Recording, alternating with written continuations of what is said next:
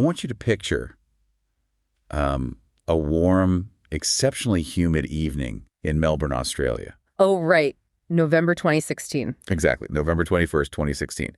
So there's this massive looming thunderstorm rolling into the city, and you can feel that, that heavy electric tension in the air right before the sky just opens up. It's that classic pre-storm feeling. Yeah, and then a powerful gust front hits, like a literal wall of cold wind sweeps through the streets right before the rain. And for most people, it's just, a dramatic weather event. They rush inside, they close the windows, and they just wait for the rain. Right, a normal Tuesday. But over the next 30 hours, the local healthcare system experiences something that's akin to a war zone. Yeah, it was an absolute epidemiological nightmare. Hospitals across the entire region were completely inundated. And inundated almost feels like an understatement, honestly. Over a span of just a day and a quarter, hospitals saw a 7-fold increase in respiratory emergencies. 7-fold? That's just staggering. Right. We are talking about 476 excess hospital admissions for severe, life-threatening asthma attacks. The ambulance systems were overwhelmed. ERs literally ran out of ventilators. And tragically, 10 people died. Yeah. This event is now infamous in the medical literature. It's known as the Melbourne Thunderstorm Asthma Event. It really is a profound and terrifying case study. But here's the detail from the source material that absolutely stopped me in my tracks. When researchers went back and looked at the victims, the people who ended up in the ICU, the people who lost their lives, a significant number of them didn't even have a prior asthma diagnosis. Wow. They were totally unaware. Completely. They were walking around, living perfectly normal lives, breathing fine, right up until that gust of wind hit them. They had no idea they were walking this physiological tightrope. And, that fundamental mystery, how a disease can remain invisible and then suddenly become fatal just based on a shift in the wind, that is exactly why the old ways of thinking about this condition are collapsing. Well, welcome to this deep dive. If you're listening to this right now, you are about to get a masterclass in the absolute cutting edge of human biology. We are taking a sweeping molecular-level investigation into how we understand, categorize, and treat asthma. It's a fascinating journey. It really is. But more than that, we're looking at how modern medicine is actively abandoning the outdated, one-size-fits-all approach to human disease entirely. And we have an incredible foundation of literature to build this conversation on today. We really do. We're pulling from a phenomenal stack of recent medical research.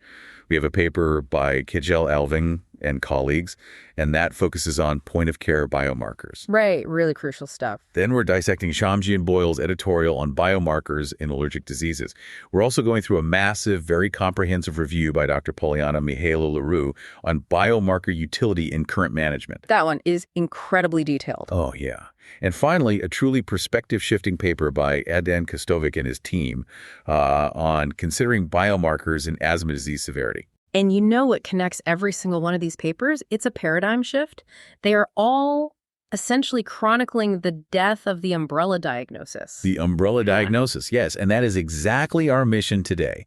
We are going to explore how scientists and doctors are mapping the exact microscopic malfunctions inside individual patients using cutting-edge tools called biomarkers. It's getting so precise. So precise.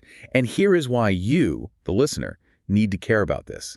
Even if you or your family members have never, touched an inhaler in your lives, this deep dive is a window into the future of precision medicine. Exactly. The cellular warfare we're going to describe today, the genetic screening, the targeted biological weapons, this is eventually going to impact how all diseases are treated. Yeah. From autoimmune disorders to cardiovascular disease to cancer.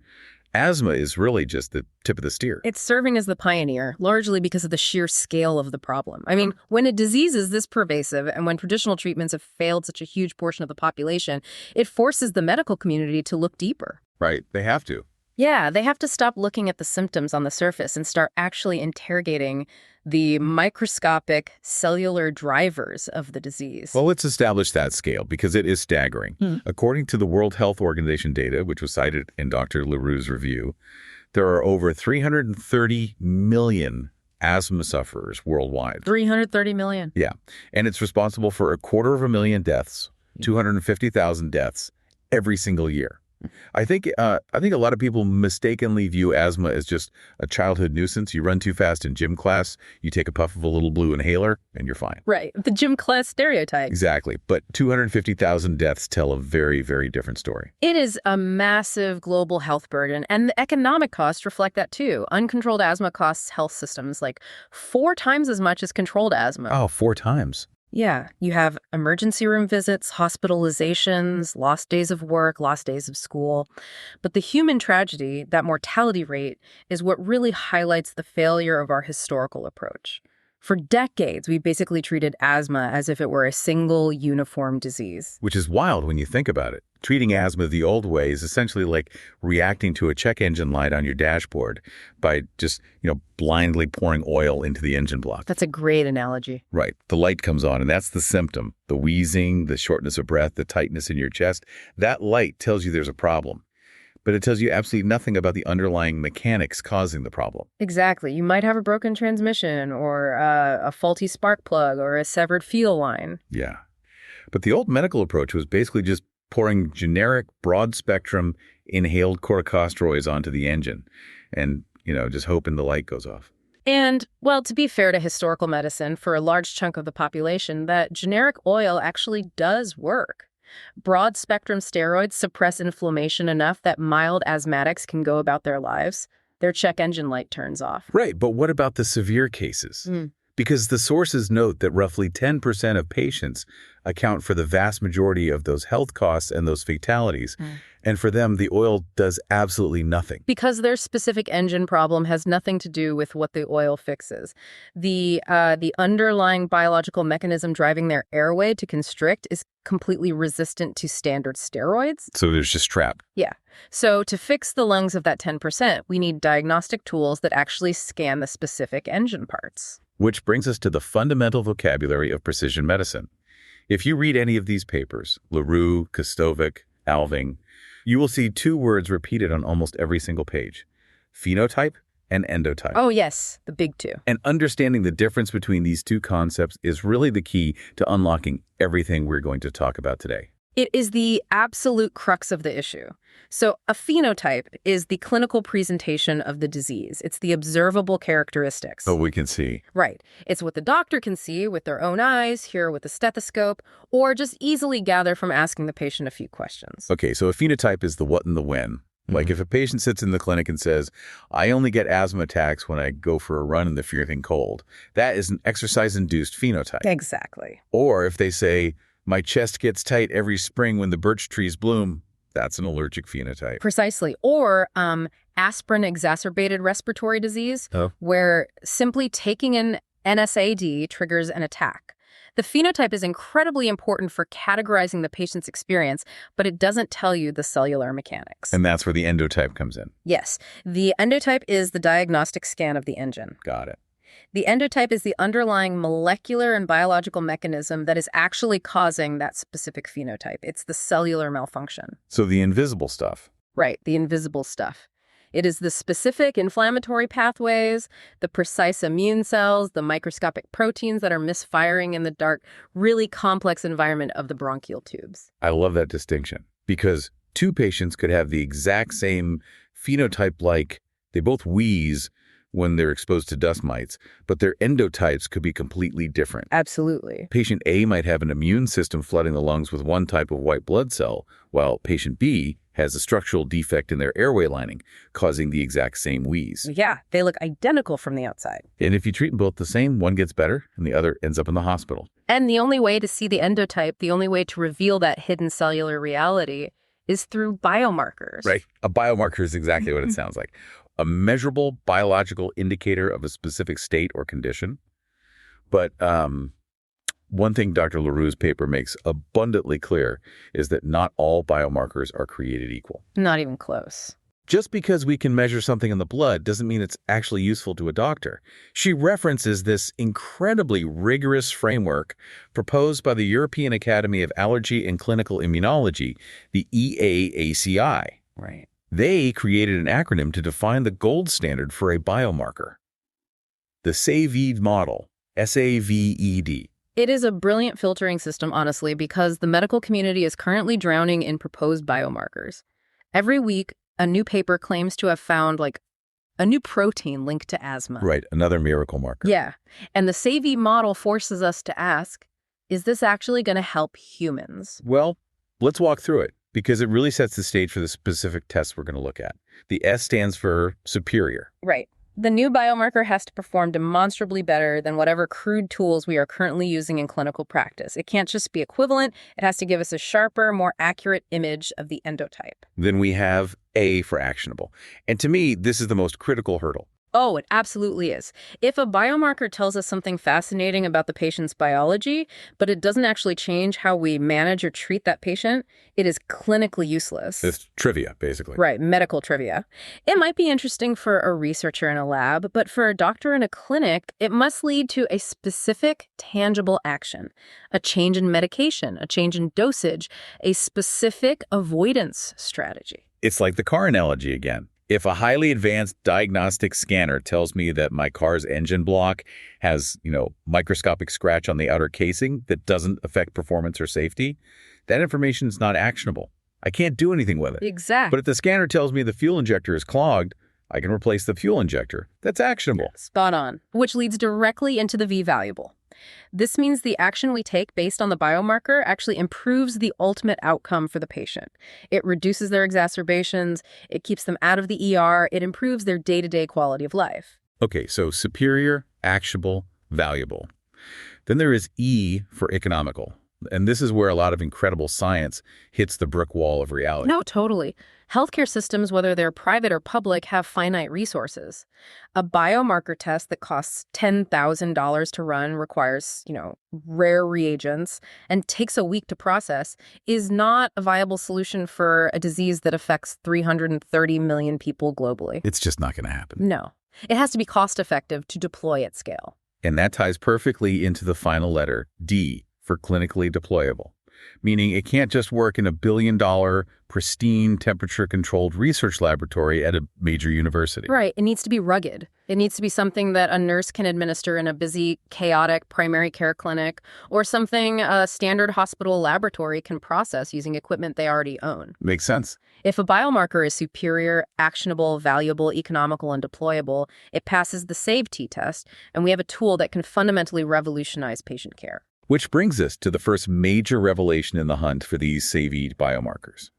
When scientists started mapping the endotypes of severe asthma patients, they realized that a massive, disproportionate chunk of these cases across all age groups, all demographics, were being driven by one specific type of engine failure. The big one. Yeah, it is the absolute heavy hitter of the asthma world.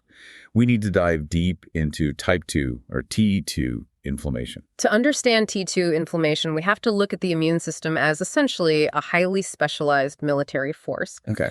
Over millions of years of evolution, the human immune system developed different branches to fight different types of threats. Type 1 inflammation generally targets intracellular pathogens like viruses and certain bacteria. Right. But type 2 inflammation evolved for a completely different enemy, large extracellular parasites, helminths, worms. So T2 inflammation is the body's anti-parasite defense system, but in asthma, there are no parasites. The system is misfiring. Exactly. The immune system is mounting a massive, coordinated, anti-parasitic biological attack against harmless environmental triggers like pollen, dust mites, or sometimes even against the body's own damaged tissue. Right. And this attack is coordinated by specific generals in the immune army, primarily T helper 2 cells, known as Th2 cells, and innate lymphoid cells, type 2, or ILC2s. Okay, so the Th2 and ILC2 cells are the generals. How do they communicate with the rest of the body to launch this attack? Because, they don't have radios. No, they don't. They communicate through chemical text messages called cytokines. And in the T2 inflammatory pathway, the most crucial cytokines are a specific family called interleukins. Interleukins. Yes, you'll hear 3 of them mentioned constantly in the literature: interleukin 4, interleukin 5, and interleukin 13, IL-4, IL-5, and IL-13. I want to make sure I really understand the specific roles of these chemical messengers, because they are the targets for the futuristic drugs we'll talk about a bit later. From my reading of the sources, IL-4 seems to be the initiator. It's the alarm bell that tells the B cells to start producing IgE antibodies, the allergy antibodies. That's a great way to look at it. IL-4 sets the cascade in motion. Then you have IL-13, which is an effector. Okay, an effector. What does that do? IL-13 goes to the structural cells of the lungs, The smooth muscle cells, the epithelial cells lining the airway, the goblet cells that produce mucus. It commands the muscles to twitch and constrict, and it commands the goblet cells to aggressively overproduce thick, sticky mucus. Ugh. So IL-13 is actively causing the physical symptoms of the asthma attack. Yeah. The airway is shrinking and filling with fluid. Yes. But then there is IL-5, and IL-5 does something totally different. It acts as a recruitment beacon for a very specific, very destructive type of white blood cell. The eosinophil. IL-5 travels to the bone marrow and commands it to produce mass quantities of eosinophils, and then it guides those eosinophils straight into the lung tissue. And eosinophils are bad news in this context, right? Oh, very bad news. Eosinophils are packed with toxic granules. In a parasitic infection, they would swarm the worm and release these toxins to dissolve it. But there's no worm. Exactly. So in an asthmatic lung, they release those toxins directly onto the patient's own delicate airway lining, causing massive damage and chronic inflammation. It is an absolute cellular tragedy. The body is destroying itself trying to fight a ghost. So if a patient has T2 asthma, their lungs are basically flooded with IL-4, IL-5, IL-13, and swarms of eosinophils. It's a battlefield, yeah. Now, keeping the SAVED model in mind, we need practical, deployable ways to detect this invisible warfare. And the sources, particularly the Alving paper detail, the current champion biomarkers we use in the clinic right now. I want to start with one that honestly feels like science fiction to me. FeNO, fractional exhaled nitric oxide. FeNO is a brilliant, elegant biomarker. It perfectly satisfies the deployable and actionable criteria. It is just a simple breath test. Just a breath test. Yeah. The patient sits in the doctor's office, exhales steadily for about 10 seconds into a small handheld digital device, and within a minute, the doctor has a reading of the concentration of nitric oxide gas in their breath, measured in parts per billion. Let's pause on that. Yeah. Parts per billion. That is an incredibly sensitive measurement. But here is the mechanism I had to really dig into the Alving paper to understand. How does cellular inflammation in the tissue lead to a patient literally breathing out nitric oxide gas? Like, are their lungs functioning like a car exhaust pipe?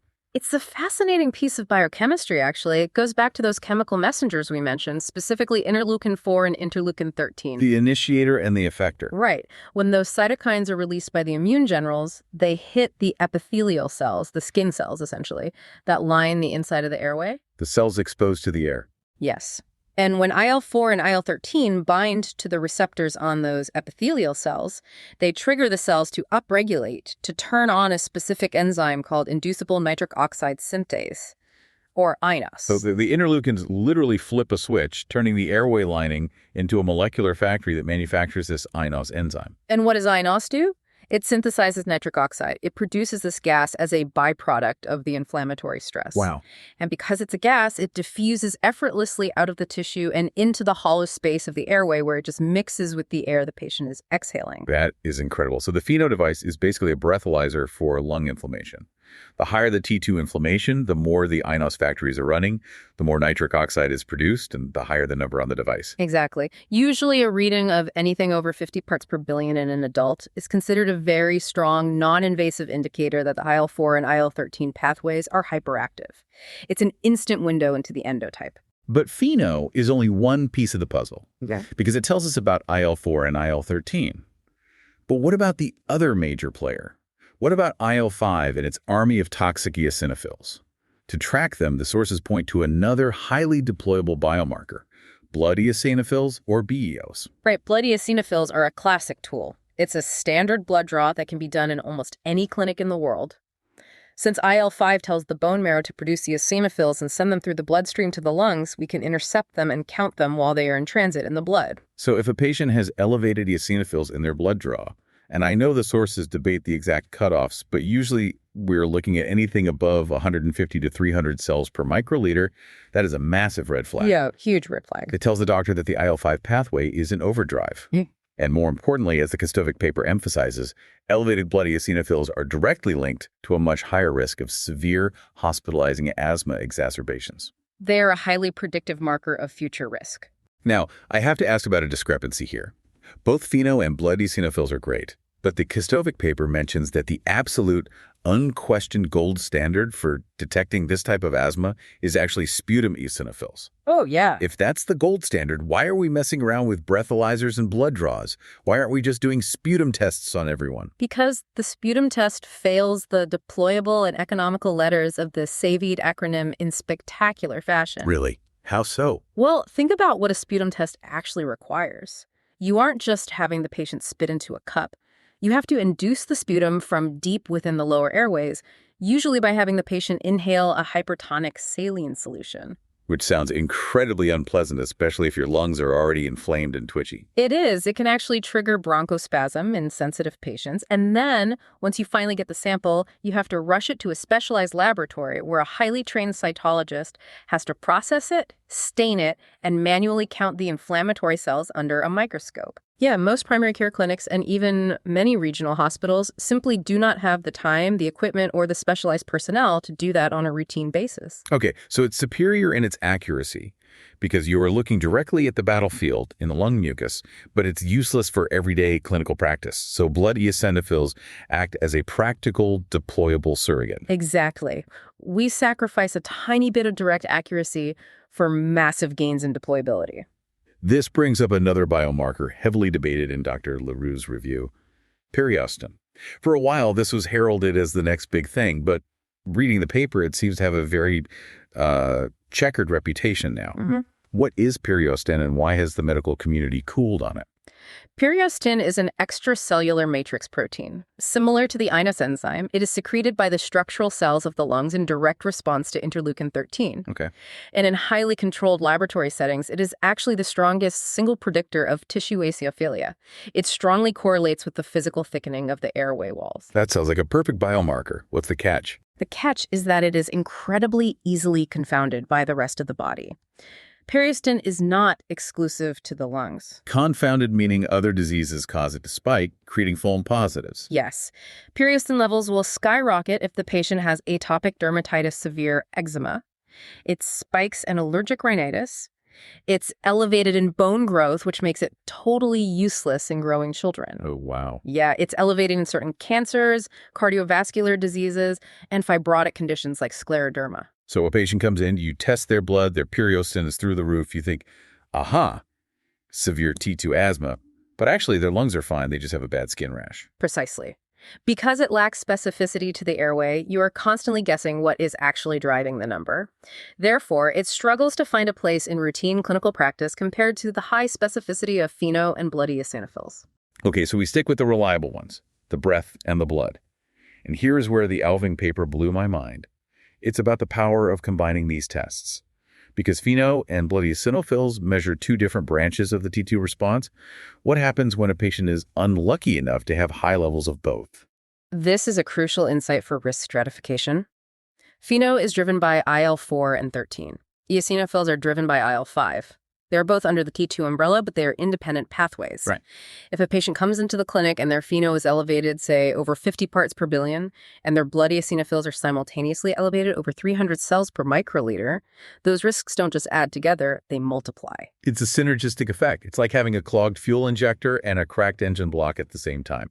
The likelihood of a catastrophic breakdown skyrockets. The data shows that these patients with composite biomarker elevations have significantly worse lung function, vastly higher rates of severe exacerbations, and a much faster decline in their overall respiratory health over time. Finding both biomarkers elevated is a blaring siren for the physician that this patient needs aggressive intervention immediately. Now, you would think that with such precise, validated tools that can literally predict a hospital visit, the global medical community would be completely unified on how to deploy them. You would think so. But when I was analyzing the Alving paper, I found a massive, glaring conflict regarding the global guidelines. We have the UK's NICE guidelines, the National Institute for Health and Care Excellence, and then we have GINA, the Global Initiative for Asthma. And they are fighting a philosophical war over FeNO. It is a fascinating conflict because it strikes at the very heart of how we define medical evidence. Let me break down the two sides, and I want to push back on this because reading it made me quite frustrated. On one side, you have NICE in the UK.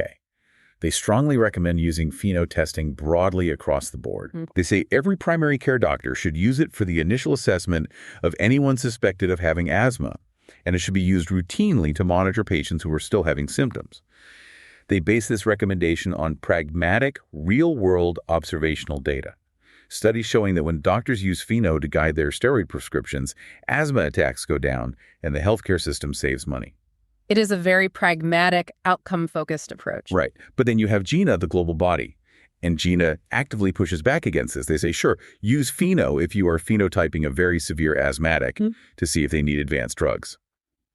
But they explicitly do not recommend using FeNO for diagnosing or managing general, less severe asthma in primary care. Yeah. Why is the global authority actively restricting a tool that the UK says saves lives?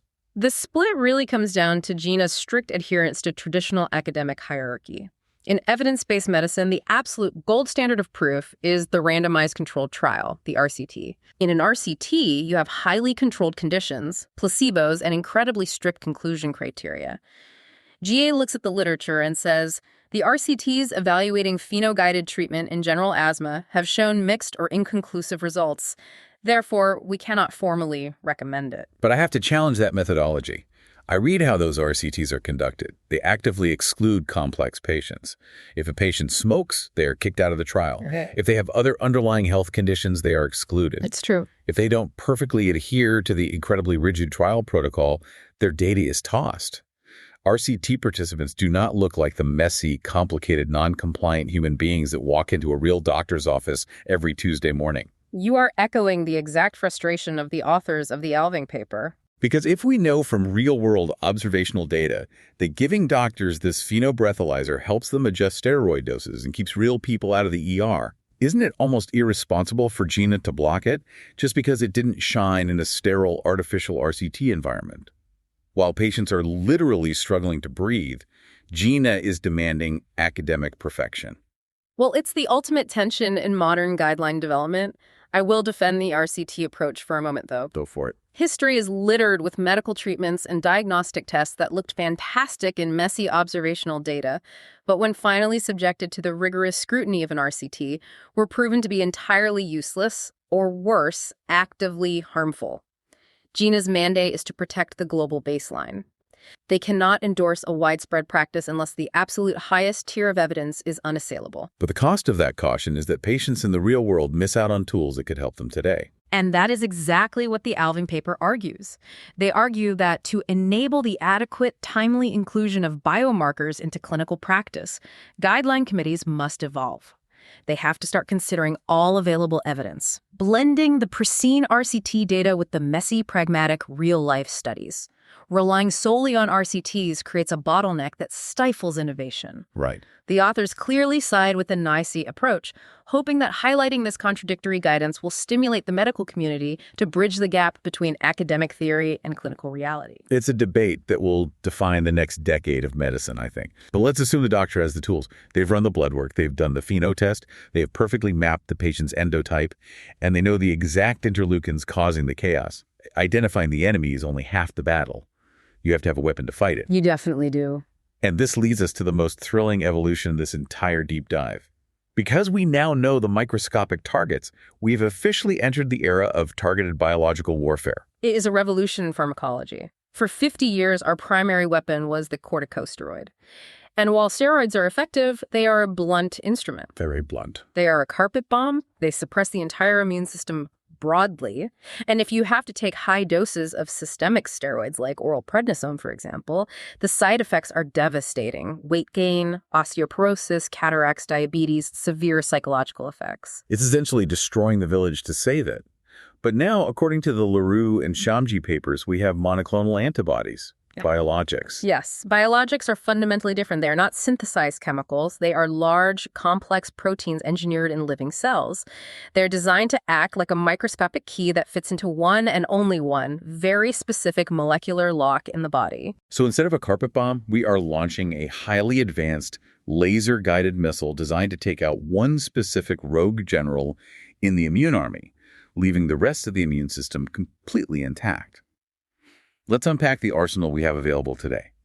The grandfather of them all, the first major biologic for asthma, was an anti-IgE drug called omalizumab. Walk me through the mechanics of how this missile finds its target. Omalizumab is a brilliant piece of engineering. Its target is immunoglobulin E, or IgE. Right, the allergy antibody. Exactly. IgE is the specific antibody responsible for triggering allergic cascades. Normally, if you have allergic asthma, your body produces IgE antibodies that float through your blood and attach themselves to the surface of mast cells in your lungs. That's right. When you inhale an allergen, say cat dander, the dander binds to the IgE, which causes the mast cell to essentially explode, releasing massive amounts of histamine and inflammatory chemicals, triggering the asthma attack. So the IgE is the detonator on the explosive charge. Exactly. What omalizumab does is act as a molecular sponge. It is injected into the bloodstream, and it aggressively hunts down and binds to the free-floating IgE before it can ever attach to the mast cell. It neutralizes the detonator. Wow. So when you inhale the cat dander, there is no IgE waiting for it. The allergic cascade is stopped at the very first step. That is phenomenal. It literally intercepts the signal in midair. Yeah. But omalizumab only works if the patient's asthma is driven by allergies. What if their endotype isn't allergic? What if their problem is that IL-5 interleukin we discussed earlier, the one recruiting the toxic eosinophils? For that endotype, we deploy anti-IL-5 therapies. The sources detailed drugs like mepolizumab and razumab. These are monoclonal antibodies engineered to bind directly to the IL-5 cytokine itself. So they grab the messenger. Right. They lock onto the chemical messenger while it's floating in the blood, neutralizing it so it can never reach the bone marrow to order the production of eosinophils. You're intercepting the general's courier before the orders can be delivered. But the LaRue paper highlights a third drug in the IL-5 category that absolutely blew my mind. It takes the warfare to a completely different, almost brutal level. Let's talk about benralizumab. Benralizumab. It is a masterpiece of targeted pharmacology. Mepolizumab and razumab target the messenger, the IL-5 floating in the blood. Benralizumab ignores the messenger and goes straight for the target cell. Whoa. It is engineered to bind specifically to the IL-5 receptor, the docking port, located on the outer surface of the eosinophil itself. So it attaches directly to the toxic white blood cell. Yeah. But it doesn't just block the docking port, right? It's an assassin. That is the perfect word for it. Benralizumab utilizes a mechanism called antibody-dependent cell-mediated cytotoxicity. By binding to the receptor, it acts as a molecular kill-me sign. Unbelievable. It summons the body's own natural killer cells to the eosinophil. The natural killer cell attaches to the benralizumab and injects enzymes into the eosinophil, causing it to undergo apoptosis-programmed cell death. It marks the eosinophil for targeted assassination by the body's own immune system. It physically depletes the eosinophils from the blood and the airway tissue almost completely. That is staggering precision. And then there's one more major player mentioned, dupilumab, the dual blockade. Dupilumab is a heavy hitter because it recognizes that IL-4 and IL-13, despite having different roles, actually share a common receptor component on the surface of cells. Dupilumab binds to that shared receptor, effectively blocking the signals from both IL-4 and IL-13 simultaneously. So with one drug, you are blocking the initiator that starts the cascade, and you are blocking the effector that causes the mucus production and airway constriction. You are hitting the T2 pathway from two different angles at once. It is incredibly effective for patients with high FeNO levels, as it directly shuts down the pathway that creates the nitric oxide. So we have this incredible futuristic arsenal. We have IgE sponges, we have IL-5 interceptors, we have eosinophil assassins, and we have dual receptor blockers. But here is the massive catch, and it brings us all the way back to the core theme of precision medicine. These drugs are incredibly expensive, and they only work on the exact right patient. Exactly. If you guess wrong, you are wasting tens of thousands of dollars and leaving the patient to suffer. This is where the concept of phenotyping comes in. Phenotyping is the natural evolution of phenotyping and endotyping.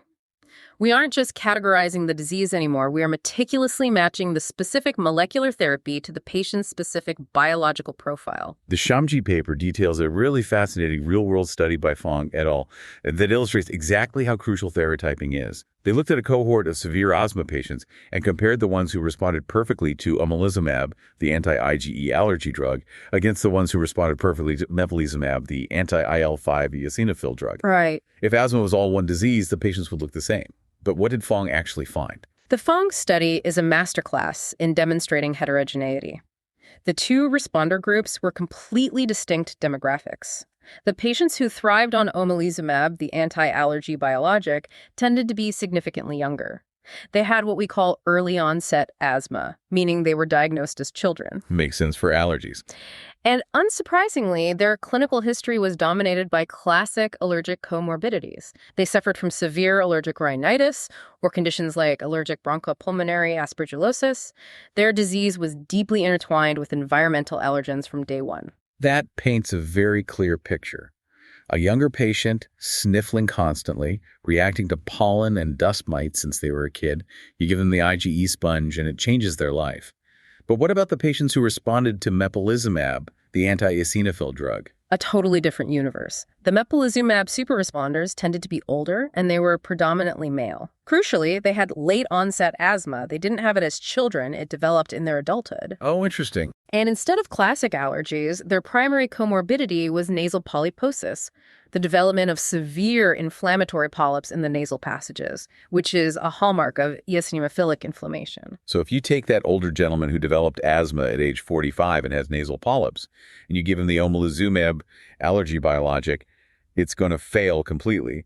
His IgE isn't the problem. His bone marrow is pumping out toxic eosinophils. Yeah. He needs the IL-5 interceptor. Exactly. You have to match the key to the lock. But the Fong study revealed another layer that I found even more compelling. It wasn't just about their physical biology. They found that psychological factors played a massive role in whether a patient achieved true control of their disease. The anxiety component. I read that and it really struck me. Yes.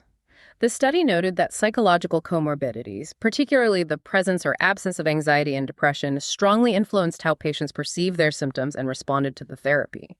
Patients who failed to resolve their symptoms after biologic treatment, despite the drug shutting down the molecular pathway, displayed an overall poorer systemic and psychological disease profile. That is a crucial reminder. We are so focused on mapping interleukins and assassinating eosinophils that it's easy to forget there is a human being attached to those lungs. The panic and anxiety of chronic breathlessness fundamentally alter how the brain processes respiratory distress. It really does. You can fix the engine, but if the driver is traumatized by years of the car breaking down, they are still going to grip the steering wheel in terror at every bump in the road. Precision medicine has to treat the whole person, not just the cytokine. It is a beautifully humanizing point amidst all this molecular biology. So to summarize where we are in our journey, the T2 asthma landscape is revolutionized. We can measure FeNO with a breathalyzer, we can count eosinophils in the blood, and we can deploy highly specific monoclonal snipers to neutralize the exact cause of the inflammation. It's a medical triumph. It is. But what happens when a patient is rushed to the emergency room, absolutely gasping for air, their lips are turning blue, the doctor runs the state-of-the-art tests? But the FeNO comes back totally normal. The blood eosinophils are non-existent, the IgE levels are rock bottom, the T2 pathways are completely silent. What on earth is attacking their lungs? When you hit that diagnostic wall, you have entered the dark matter of the asthma universe. This is where the standard asthma X-ray is truly broken. If it's not eosinophils, and it's not IL-4, 5, or 13, what is driving the disease? We categorize this vast, mysterious territory as non-T2 asthma. It encompasses endotypes that are strictly non-eosinophilic and non-allergic, and historically we have been virtually blind to it. Blind to it. Yeah. In many of these cases, the airway tissue is dominated by a completely different type of white blood cell called a neutrophil. We call this neutrophilic asthma. In other cases, there are barely any inflammatory cells present at all, a condition known as paucigranulocytic asthma, which implies the problem might be structural, involving the smooth muscle itself independently of the immune system. Let's focus on the neutrophils, because the Leroux paper paints a very grim picture of this phenotype. Neutrophilic asthma is associated with some of the most severe, intractable forms of the disease. It is a profoundly difficult endotype to manage. Clinically, these patients often present very differently. They are frequently older, there is a strong association with obesity, and many of them have a history of smoking, which fundamentally alters the architecture of the lung. But the most terrifying aspect of neutrophilic asthma is its pharmacological resistance. The oil does nothing. Exactly. Neutrophils are notoriously insensitive to standard inhaled and systemic corticosteroids. You can pump these patients full of high-dose steroids, risking all the awful side effects, and it will barely make a dent in their airway inflammation. And to make matters worse, diagnosing them is a nightmare. With T2 asthma, we have blood eosinophils as a nice, easy, deployable surrogate.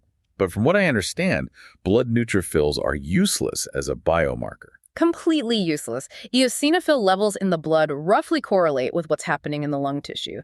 Neutrophils do not. You can run a complete blood count on a severe neutrophilic asthmatic, and their circulating blood neutrophils will look perfectly normal, even while their lung airways are absolutely swarming with them, causing massive tissue damage. So how do we find them if the blood lies to us? Are we stuck doing those invasive sputum tests? Currently, sputum induction is the only reliable way.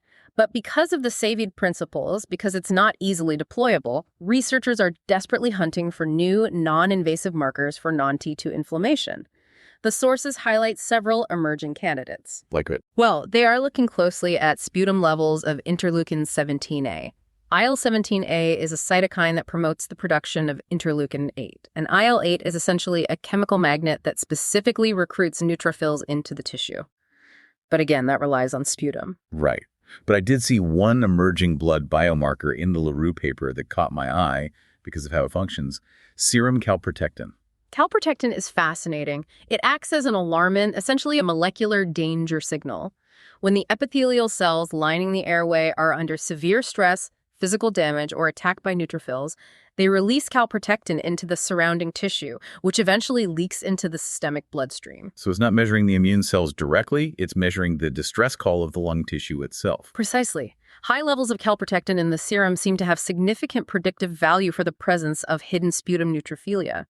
It might finally give us a deployable window into the non-T2 airway. Okay, so we have these neutrophils flooding the lungs, ignoring steroids, causing chaos. But the ultimate question is, why are they there? If it's not an allergy to pollen or dust, what is triggering this specific immune army to mobilize? That is the million-dollar question. And this is where the Kostovic paper introduces a dimension that completely changes how we view the respiratory system. For decades, we were taught that healthy lungs are a sterile environment, but that is completely false. It is one of the greatest misconceptions in respiratory medicine. Just like your gut has a complex microbiome of bacteria necessary for digestion, your lungs have their own intricate, balanced ecosystem of microbes living inside the airways. And Kostovic points out that in severe asthma, this ecosystem collapses into what they call microbial dysbiosis. The balance is shattered. What's mind-blowing is that the type of asthma you have directly correlates with the specific species of bacteria dominating your lung microbiome. It's a profound correlation. In patients with classic T2 eosinophilic asthma, their lung microbiome is frequently dominated by a prevalence of Moraxella bacteria species. But in the mysterious non-T2 neutrophilic asthma patients, in neutrophilic asthma, researchers consistently find an overgrowth, a dysbiosis, dominated by Haemophilus and Streptococcus bacteria. that is a massive aha moment. Neutrophils are the immune system's primary infantry against bacterial infections. So if a patient has neutrophilic asthma, their immune system might not be misfiring at all. Right. They might actually be fighting a chronic, localized, low-grade bacterial infection or a severe imbalance in their lung flora that is constantly triggering the neutrophils to attack. That is exactly the prevailing theory, which means our entire approach to treating them has been wrong. Pumping them full of immunosuppressive steroids might actually be making the dysbiosis worse. Oh, wow. Yeah. It suggests that for these specific non-T2 patients, the answer isn't a steroid or an anti-inflammatory biologic, but perhaps a highly targeted long-term antibiotic therapy or futuristic therapies designed to reseed and balance the lung microbiome. It is a completely different battlefield requiring completely different weapons. And just when you think you have a handle on the cellular biology and the microbiome, Kostovic layers on the final boss of precision medicine: genetics. The genetic architecture of the patient fundamentally dictates how these diseases manifest. There are two specific genetic anomalies detailed in the Kostovic paper that dictate severe asthma phenotypes, and they are fascinating. Let's start with the MUC5AC gene variant. To understand MUC5AC, you have to understand why severe asthmatics actually struggle to breathe. It's not just the muscle constricting, it's the mucus. But it's not normal mucus. The Kostovic paper highlights that adult patients with severe asthma often produce these incredibly thick, highly cross-linked, rigid mucus plugs that physically barricade the airway. They act like concrete in the bronchial tubes. Yes, and researchers found that the production of these specific intractable mucus hydrogels is strongly associated with a specific variant expression of the MUC5AC gene. What makes this genetic variant so terrifying is that the mucus it produces becomes stiffened by the surrounding inflammation and is highly refractory, meaning stubbornly resistant to systemic corticosteroids. So because of the code in your DNA, Your body responds to inflammation by producing a super thick barrier that the standard rescue inhalers literally cannot penetrate or dissolve. You are genetically predisposed to fail standard therapy. Exactly. It requires a completely different therapeutic approach, perhaps mucolytic drugs designed to specifically break down those dense crosslinks. And the genetic influence is even more striking when we look at early onset asthma in children. This brings us to the CDHR3 gene. CDHR3. I want to unpack this one thoroughly because it perfectly illustrates the intersection of our internal genetics and the external environment. CDHR3 is a gene that codes for a specific protein receptor located on the surface of the airway epithelial cells. Under normal circumstances, it plays a role in cell adhesion.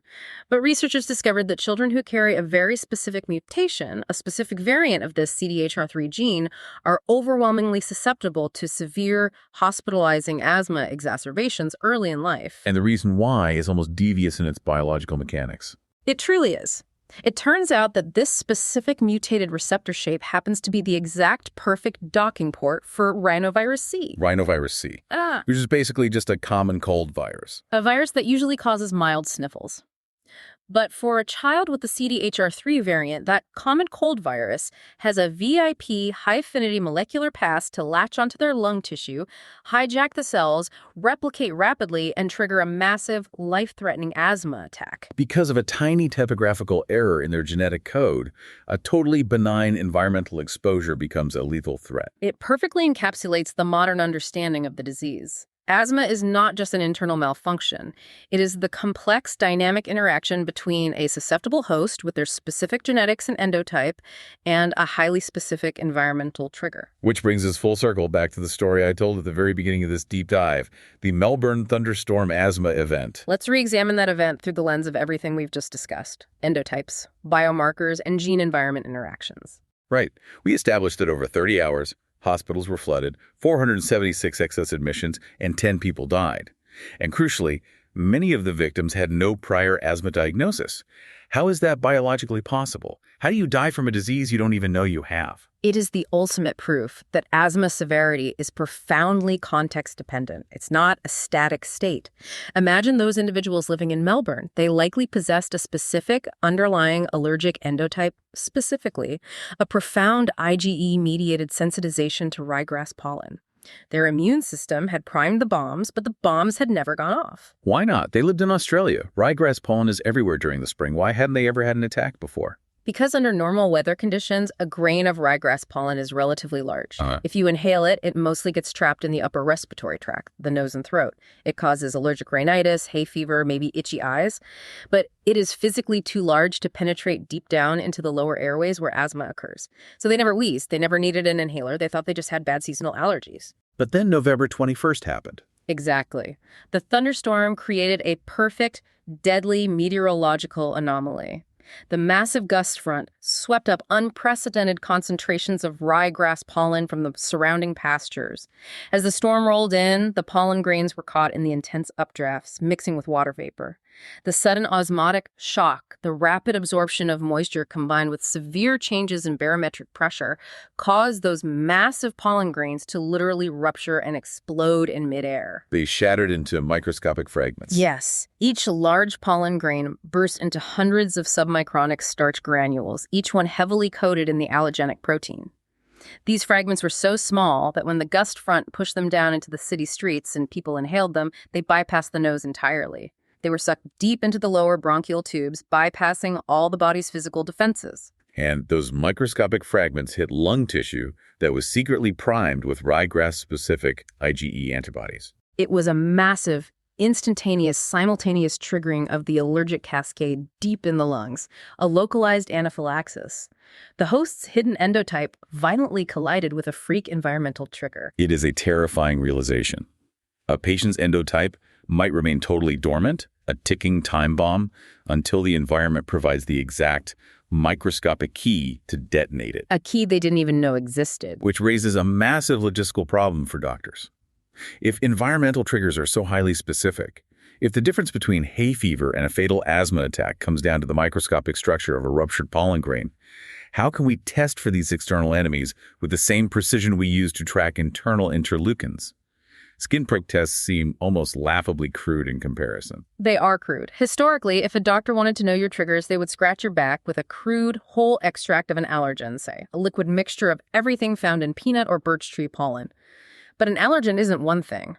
A peanut is a complex organism made up of hundreds of different proteins, lipids, and carbohydrates. You might be severely allergic to one specific protein deep inside the peanut, but completely tolerant of the other 99 proteins. Exactly. And this leads us to the next generation of diagnostics, highlighted in both the Shamji and Kostovic papers.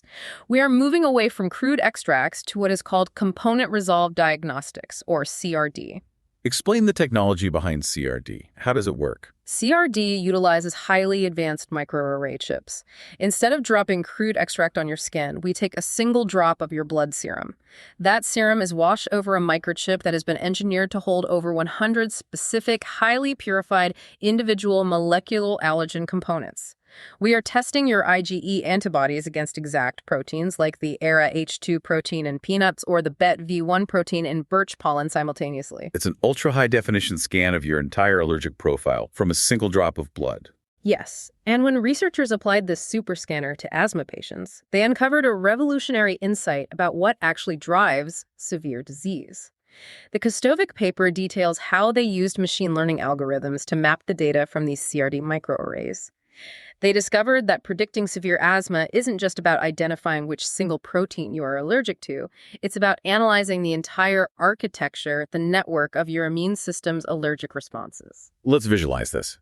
What does the allergy network of a mild asthmatic look like compared to a severe asthmatic? I want to make sure I grasp the homologous versus non-homologous concept mentioned in the sources. Imagine mapping their allergies as a social network web. When they analyzed patients with mild to moderate asthma, they found a network with relatively few connections. But the connections they did have were incredibly strong and almost exclusively occurred between proteins that are structurally very similar to one another. We call these homologous proteins. So it's like a small, tight-knit group chat of 4 friends who all look alike and act alike. Mm-hmm. If I'm mildly asthmatic, I'm allergic to birch pollen protein A, and I'm also allergic to alder tree protein B, because those two proteins are basically biological cousins. They're homologous. It's a focused, organized immune reaction to a specific family of threats. That is a perfect analogy. The immune system is making a logical, albeit exaggerated, association. But when the machine learning analyzed the CRD data of patients with severe, life-threatening asthma, the network looked totally different. How so? The severe asthmatics displayed a highly connected, chaotic web of weak interactions. And crucially, these interactions were occurring between structurally completely different proteins, non-homologous proteins. So instead of a tight group chat, their immune system is like a chaotic social media feed where 50 complete strangers from all over the world are yelling at each other simultaneously. Yes.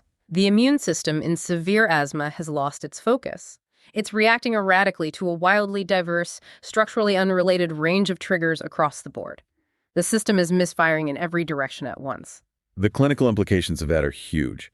It means if we run a CRD microarray on a 5-year-old child and we see that chaotic, non-homologous web starting to form, we can predict that they are on a trajectory towards severe asthma long before their lung function actually declines. We can intervene years earlier. That is the power of precision diagnostics. And this level of precision isn't just for allergies. It applies to incredibly niche phenotypes as well.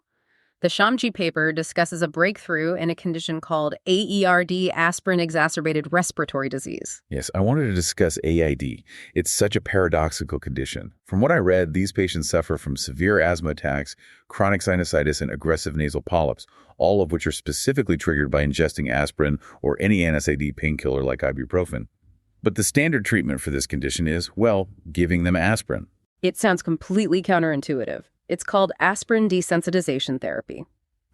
Under strict medical supervision, you slowly, incrementally expose the patient to daily doses of aspirin. Over time, for reasons that are highly complex, the metabolic pathways recalibrate, the inflammation subsides, the nasal polyps shrink, and their asthma control improves drastically. But the Tyrak et al. Study cited in the sources highlights the major problem. It doesn't work for everyone. If you put the wrong AERD patient on daily aspirin, you just make them violently ill. How do we know who to treat? The Tyrak study evaluated a cohort of AERD patients undergoing 52 weeks of this daily aspirin therapy. Overall, about 82% responded positively, but they wanted to know how to identify those super responders before starting the grueling year-long process. And they found clear clinical markers, right? Yes, clinically, the best responders tended to be female. They presented with extremely severe baseline nasal symptoms, which is measured by a standardized clinical questionnaire called the SNOT-22 score, and they exhibited a classic T2 inflammatory profile with high levels of blood eosinophils. But the real aha moment, the molecular nugget of that study, was what they found when they looked at the patient's genetics before and after the 52 weeks. The gene expression data was definitive.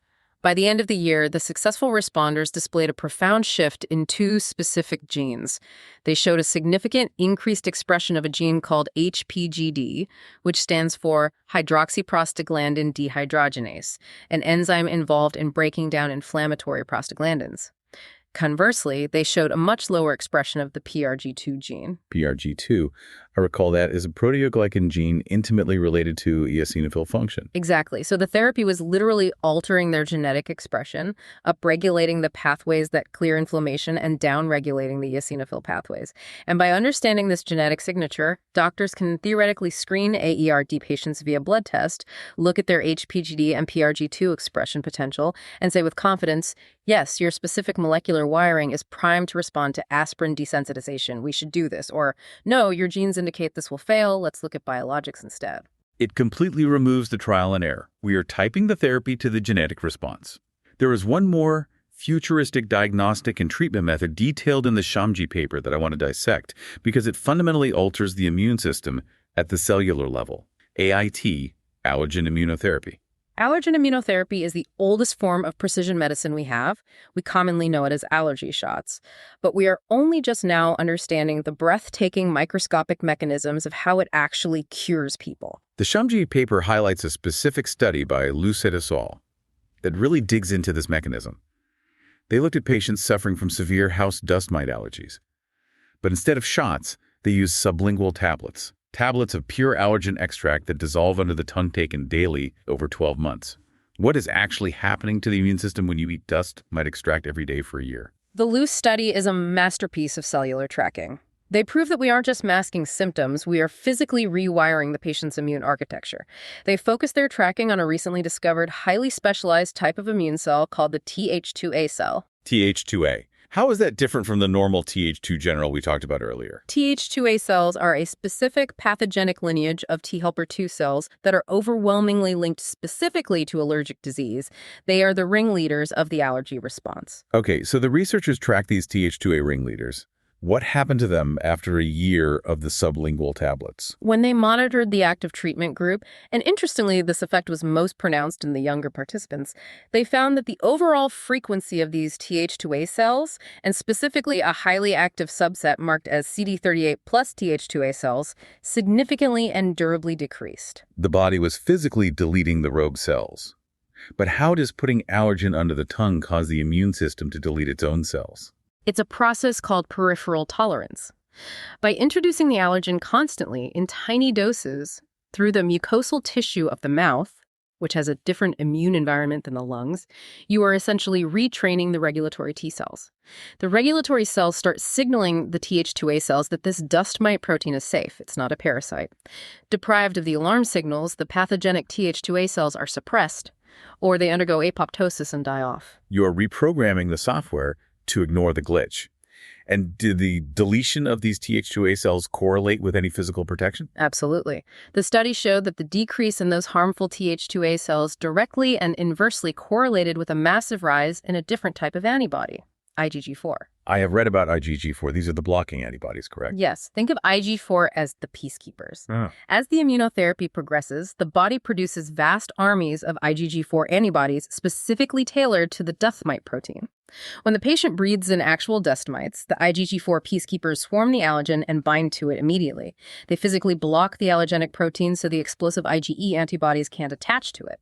They jump on the grenade before it can trigger the mast cells. Precisely. By tracking the CD38 plus Th2A dilution and the IgG4 elevation, doctors have a precise, quantifiable biomarker to prove that the immunotherapy is actually curing the patient at the cellular level. I honestly marvel at how precise this has all become. We started this conversation talking about a little blue inhaler, and now we were tracking the deletion of CD38 plus Th2A cells and the upregulation of HPD genes. It's a completely different world. But as I was reading the final paper in our stack, the Kostovic perspective piece, a much deeper, almost philosophical question started to emerge for me. If we're typing human beings down to the exact interleukin, the exact genetic variant, the exact network of non-homologous proteins, well, are we falling into a new trap? Are we starting to treat human beings like machines with fixed, immutable parts, like a car engine that just needs the one right wrench forever? That is the greatest philosophical danger of the precision medicine era. It is incredibly tempting for a physician to run a battery of sophisticated biomarker tests, see elevated FeNO and eosinophils, label that patient as T2 high, put that label in their chart, and assume that is their permanent biological identity for the rest of their life. But Kostovic throws a massive wrench into that thinking. And this brings us to the final and perhaps most important conceptual leap in our deep dive. Kostovic introduces the concept of reframing asthma as a mechanistic trajectory. Mechanistic trajectory. It completely challenges the concept of what we call static endotypes. What exactly does he mean by challenging static endotypes? Kostovic is pointing out a fundamental truth of human biology. It is plastic. It is constantly changing. Labeling someone permanently as having one fixed endotype, saying you are a T2 allergic asthmatic forever, is biologically flawed. An immune system is not a static piece of metal in a car engine. It is a living, adapting, learning system that evolves over a lifetime of environmental exposures, viral infections, hormonal shifts, and the simple act of aging. Okay, let's ground this. Give me a concrete example of how an endotype physically changes over a person's life. Let's trace a hypothetical mechanistic trajectory. Imagine a patient at age 4. At 4 years old, they suffered from severe, terrifying asthma exacerbations. If you look at their endotype at that moment, it is driven almost entirely by viral infections. Because of their genetics, perhaps they carry that CDHR3 variant we discuss, their epithelial cells have a very poor interferon response to rhinovirus. When they get a cold, their lungs swell shut. Their asthma is purely virus-driven. They have no allergies. Okay, virus-driven endotype. Fast forward 15 years. That exact same patient is now 19 years old. Their immune system has matured, their airways have physically grown larger, their interferon response has stabilized, so viruses no longer trigger massive attacks. So they're cured? No. Because over those 15 years, they moved to a new city, they started living in a damp, slightly moldy apartment, and they adopted a cat. Their immune system, constantly exposed to these new triggers, has gradually shifted its bias. Now, at age 19, they are suffering severe asthma attacks again.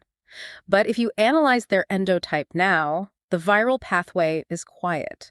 Instead, their blood is swarming with eosinophils, their FeNO is sky high, and they are reacting violently to cat dander. Their endotype has literally completely transformed from a viral deficiency mechanism to a classic T2 allergic mechanism. Exactly. The symptoms, the wheezing, the shortness of breath look identical to when they were 4. The phenotype is the same, but the microscopic mechanism giving rise to those symptoms has entirely evolved. This completely upends how medical records are used. If that 19-year-old goes to a new doctor and that doctor just looks at their pediatric file from a decade ago, sees virus-induced wheeze, and tries to treat their adult lungs based on that old data, the therapy will fail miserably. It will fail because the doctor is treating a ghost. The Kostovic paper argues forcefully that we have to stop viewing an asthma diagnosis as a single photograph, a static, point-in-time snapshot. We have to start looking at it as a movie, a continuous unfolding film of biological changes. That is what a mechanistic trajectory is. It's plotting the path the disease takes as the patient moves through time and environment. Beautifully stated. And this is exactly why personalized precision medicine absolutely requires continuous follow-up and reevaluation. You cannot theratype a patient once and assume the job is done. What worked flawlessly for you or your child 5 years ago, or even last year, might be completely ineffective today, because your endotype, your mechanistic trajectory, has moved on to the next act. This is why tools like the point-of-care FeNO breathalyzer are so revolutionary. They aren't just for the initial diagnosis.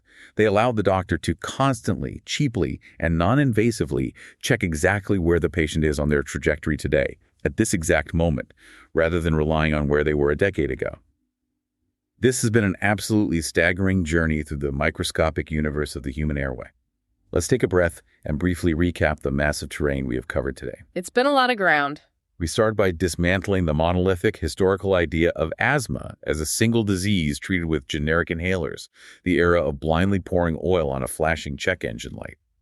We learned about the EAACI's rigorous saved model for filtering out useless biomarkers. We dove deep into the cellular trench warfare of T2 inflammation.